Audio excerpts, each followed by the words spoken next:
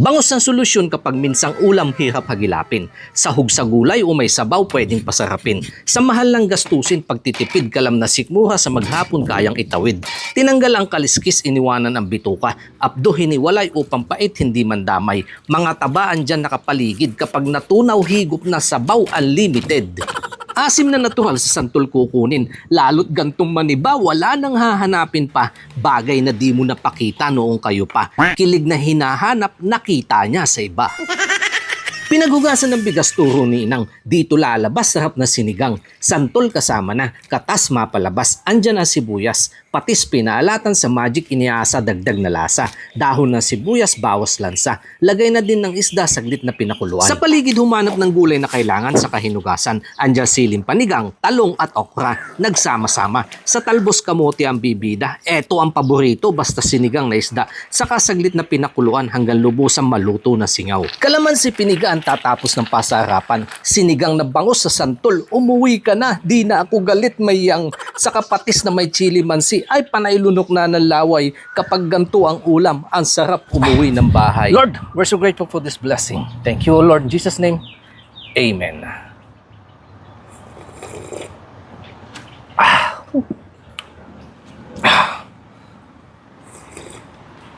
Grabe. Yung sabaw, mga kanayon. Kilig asim. Papadami na naman ang kain nitong gulay pa lang. Ulam na.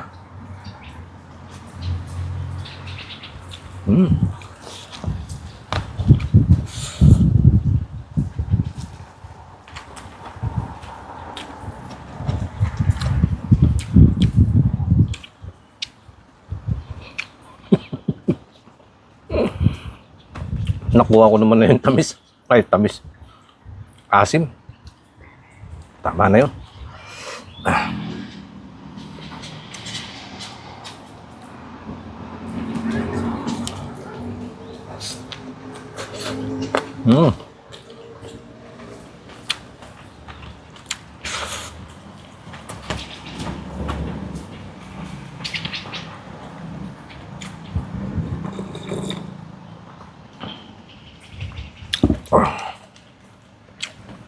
Ganito po yung bangus na katamtaman pang sinabawan. Yung mga kay labasero, malalaki kung napanood niyo po yung mga yun. Halos 7 kilo, isang piraso. Ihaw yun. Masarap doon sa kalitson. Wow! Yan po yung bitukan niya. Sarap. Patay.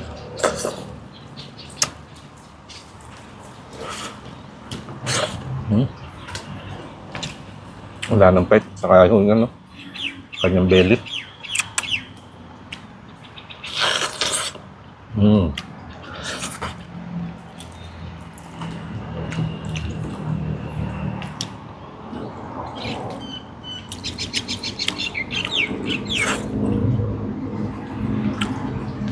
Alam niyo naman, ito ang favorite ko, yung mga tinik. Mabuto naman sa kanya. Kaya ito na inuna ko.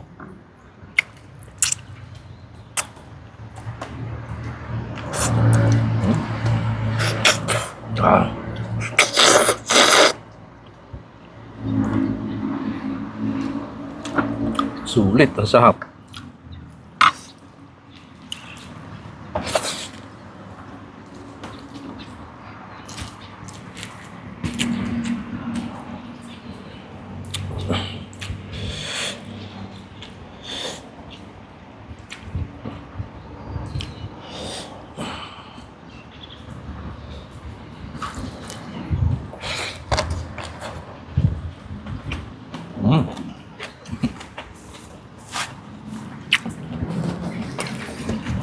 Pag ganito ko, kasarap ang ulam at talagang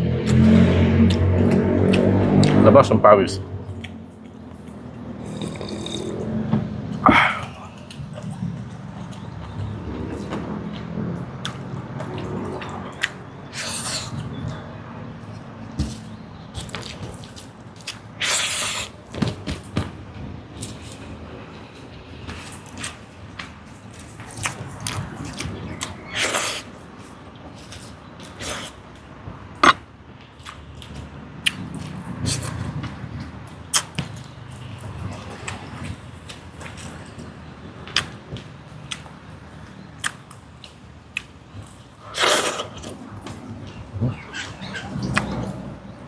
Medyo matinik nga lang po ito. Tsaka matulis yung matinik. Kaya dapat mahimay ng mabuti.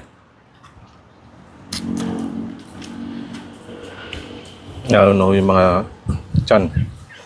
Ayusin ko mamaya bago ko ibigay sa akin mag-ina. Para hindi ho makakain ng tinik yung aking mga anak.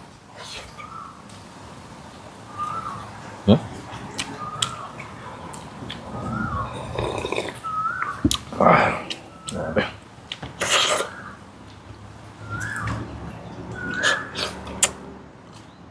Iba talaga, ang sarap ng bangus. Ewan ko lang bakit hindi nila masyadong pinapansin yan dito.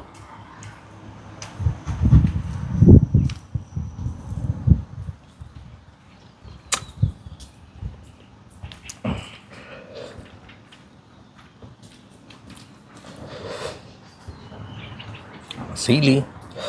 May asim pa ng tawtawan.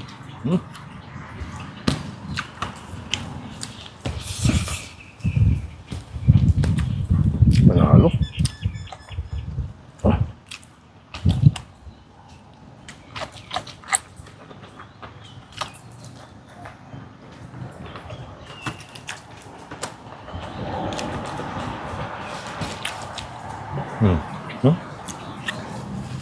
Yeah.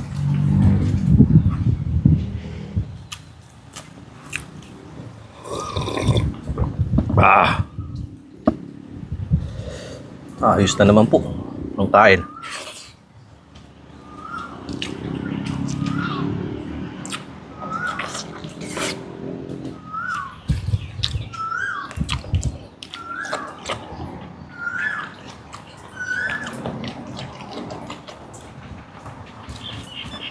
Kulang yung kanin. Dagdag po ako.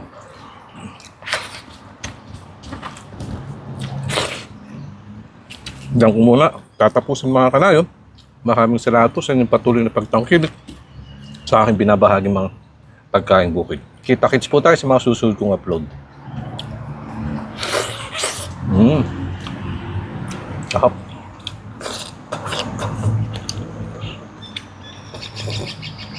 Ah.